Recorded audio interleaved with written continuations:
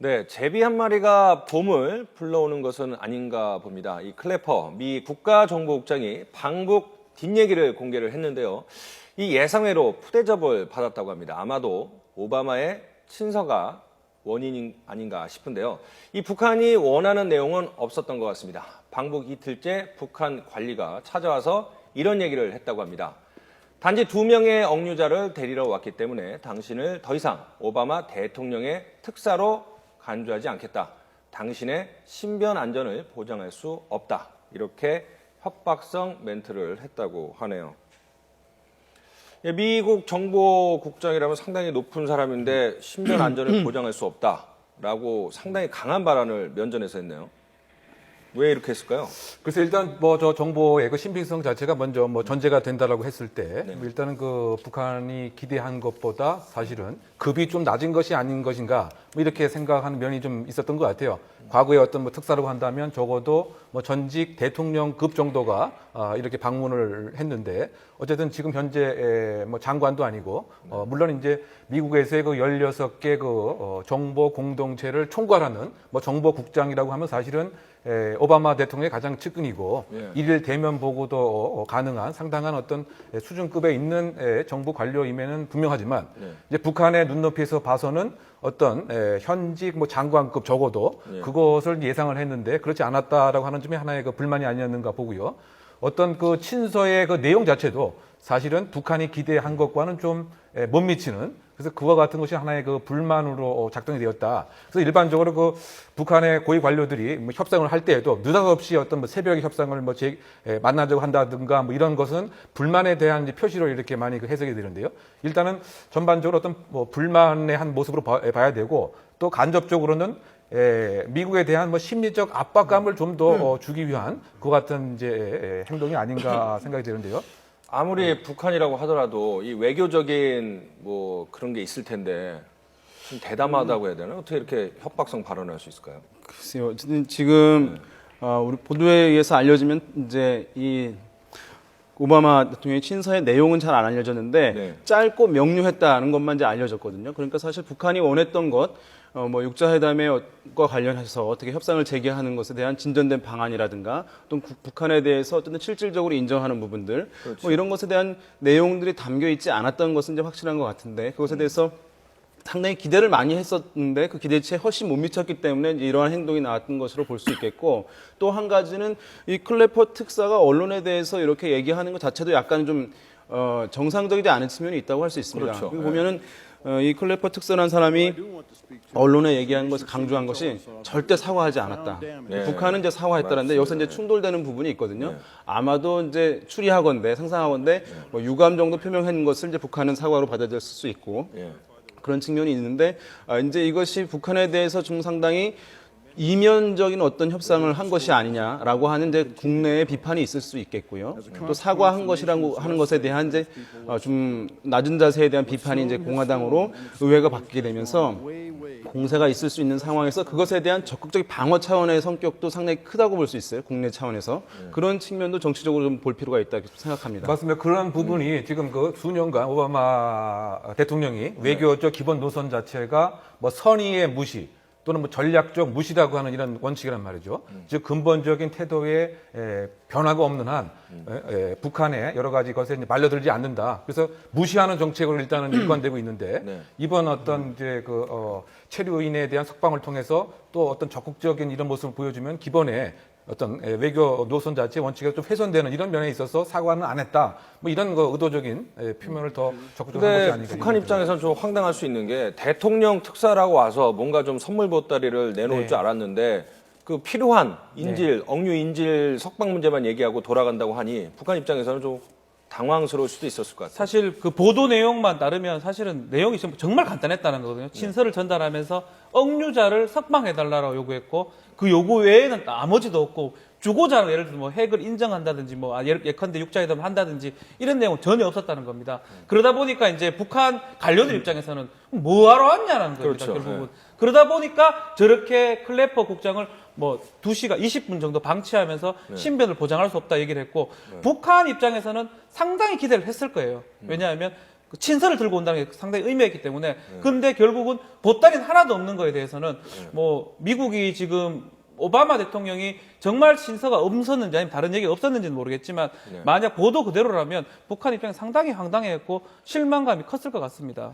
그래서일까요? 뭐 기댈 곳이 지금 북한에서는 러시아밖에 없을 것 같아요. 지금 최룡해 당비서가 뭐 러시아를 방문을 하는데 러시아가 지금 유일한 어떻게 보면 기대목이 될 수 있을 것 같아요. 북한에서는. 그렇습니다. 지금 이제 북한 같은 경우에는 사면 초과에 뭐 지금 처해 있다고 할 수 있는데요. 지금 뭐 미국과의 관계 개선도 지금 이 성과를 내지 못했고 네. 일본과도 사실 여러 가지 접촉을 했지만 뭐 가시적인 성과가 없는 상황입니다. 러시아도 사실 마찬가지로 국제사회에서 여러 가지 비판의 이제 대상에 되고 있는 상황이기 때문에 그것이 이제 들어맞는 측면이 있고 그래서 국제정치학계에서는 이것을 신밀월 관계다. 북한과 러시아의 신밀월 관계로 표시하는데요. 이게 이제 실제로 보면은 북한이 대한 이제 러시아의 투자가 과거와 좀 현격한 차이를 보입니다. 그러니까 26조 원이나 투자를 해서 북한 철도 현대화 사업을 하고 있고 사실 라진과 핫산 이거 철도도 새로 이제 연결이 된 상황이고 해서 이 동북아에 있어서 또 북한의 이제 동북부에 있어서 상당히 그 지역이 북한과 러시아의 거의 완벽한 수준의 경제 협력이 이루어질 수 있는 기반을 지금 확보한 상황이거든요. 네. 또 루블화를 통해 가지고 러시아의 루블화를 통해서 뭐 수출이라든가 수입 이런 거래를 할 수 있는 상황까지 처해 있고 그래서 이런 상황을 통해서 북한이 중국에 기대했던 상황들 또 국제사회에서 관계 개선이 잘 안 되고 있는 상황들을 러시아를 통해서 해법을 좀 도모하려고 하는 기류가 상당히 강하게 읽히고 있는 상황입니다. 그런데 말이죠. 지금 뭐 보도 보면은 아시겠지만은 푸틴 대통령이 국제회의에 참석을 했다가 자기 무시하는 발언했다고 그냥 중간에 나 간다 하고 돌아오지 않았습니까? 그런 러시아와 손잡는다고 북한의 위상이 올라갈지 상당히 궁금해요. 지금 입장에서는 사실 중국이 좀 핵을 좀 비핵화를 원하고 있거든요. 중국이 북한에 대해서. 그러니까 북한 입장에서는 중국을 더 이상 믿을 수도 없고 북한 입장에서는 중국을 조금 견제하는 수단으로서 러시아한테 가는 방법은 전혀 없는 것 같습니다.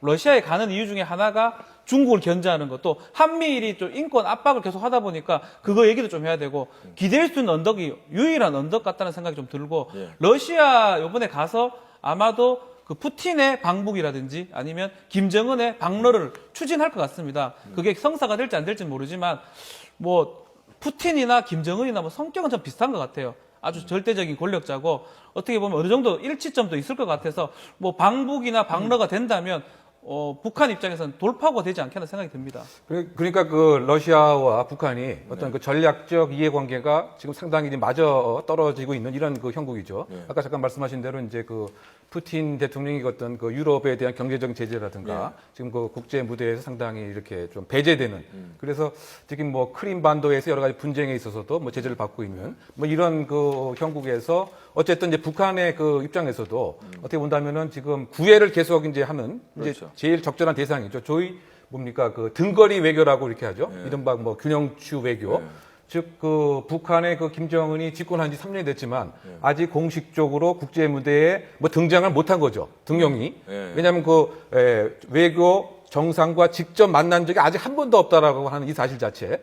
사실은 이제 그 중국 정상과 만나려고 했었는데 어쨌든 이거 안 됐다. 그렇다고 본다면 그 러시아 쪽에 그 손을 내밀음으로써 여러 가지 중국에 대한 간접적인 메시지도 보내고 또 지금 어떤 러시아에서 요구하고 있는 여러 가지 경제 협력에 있어서 북한에 참여함으로써 이것을 향후 남한의 어떤 유인책으로 또 활용할 필요도 있고 말이죠. 상당히 어떤 그 다목적적 포석으로 그 러시아에 상당히 공을 들이는 것 같고요. 이것이 사실은 그 이수영 외상이 이미 그 열흘 정도 러시아에 과거에 머물렀었고 또 그 현영철 인민무력부장도 갔었고 이번에 최영에 간다라고 한다면 사실 이제 3인방이 뭐 다 러시아에 공을 들인 이런 것이기 때문에 결국 이제 우리는 이제 이 입장에서 우리도 역시 아주 그 플렉시블한 그 전략적인 어떤 이런 대외 관계가 좀 필요한 시점이 아닌가 뭐 그렇게 생각합니다. 김정은이 아직 그 국제 무대에 데뷔를 안 했죠?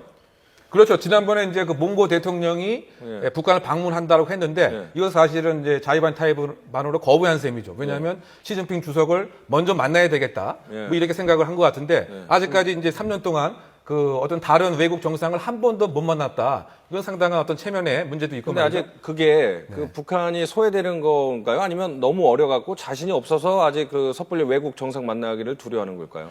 뭐 일단은 북한 입장에서는 어쨌든 데뷔하는 처음인 것이기 네. 때문에 중국 정도의 어쨌든 정상과 만나는 것으로서 과시하고 싶은 마음이 이제 있을 것이라고 데뷔전을 보고 제대로 치르고 그렇습니다. 싶은 그것이 욕심이 늦춰지는 있겠네요. 것인데 네. 지금 같은 경우는 어쨌든 북한이 과거에도 이제 양다리 외교 이른바 소련하고 중국에 대해서 해서 실리를 챙기긴 했는데 그때와 이제 지금이 상당히 차이가 바뀌었습니다. 뭐냐면은 중국이 워낙 경제적 이제 위상이 높아졌기 때문에 네. 이것이 중국을 괜히 자극함으로써 이제 실리를 챙기지 못하는 과거 김일성 주석 때는 실리를 챙긴 측면이 있었는데 네. 그럴 가능성이 이제 있어서 이것이 악수가 될 수도 있는 여지는 남아 있다 이렇게 보겠습니다. 그 말씀하신 것처럼 그 중러 사이에서 양다리 외교를 하는데 이게 사실은 그 할아버지 그러니까 김일성 주석의 외교 전략 아니었습니까? 그걸 또 왜 머리 스타일뿐만 아니라 그런 것도 좀 따라하려는 게 좀 있는 것 같아요.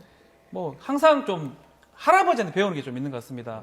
그래서 이제 이게 성공할지 안 할지 모르지만 네. 아마도 중러 사이에 양다리 전략을 짜면 북한이 얻는 게 가장 많다고 생각을 하고 있고 또 김일성 이후로 그걸 배운 것 같아요. 그렇지만 뭐 이번은 좀 상황이 좀 다른 것 같아요. 러시아에서 정말 그 해줄지 또 네. 받아줄지는 모르겠고 네. 결국은 이제 최룡해가 특사로 뭐 가겠지만 방러를 하겠지만 결국은 푸틴이나 러시아 정부의 어떤 뜻에 따라서 달라지지 않겠는 생각이 듭니다.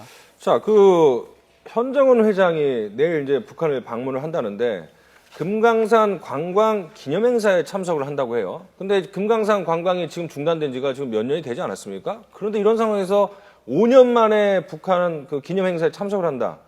어떤 뭐 모종의 그런 협상 같은 게 있어서 그런 걸까요? 아니면 답답하니까 가는 걸까요? 일단은 뭐 매년 가고자 했을 텐데 이제 행사는 금강산 관광 이 기념 행사는 매년 있었거든요. 그렇죠. 예, 멈췄을 때도 네. 그런데 이제 방북 허가라든가 이런 것들이 제대로 이루어지지 않은 측면이 있었기 때문에 이제 주목해 봐야 될 것은 이번에 방북 허가가 이루어졌다는 것이거든요. 또 최근에 들렸던 이제 뉴스 중에 이희우 여사의 또 방북도 이제 이루어지는 것으로 보고 있는데 그렇기 때문에 정부에서도 남북 관계 개선에 대해서 또 금강산 관광 등 이런 사안들에 대해서 뭔가 좀 개선책을 마련해 보려고 하는 그런 의지를 갖고 있으면 이제 이번에 뭐 이런 측면에서 좀 확인할 수 있는 측면이 있다. 물론 이제 이것이 어떠한 이제 성과로 가시적 성과로 바로 나타날지 여부는 이제 좀 지켜봐야 되겠습니다만은.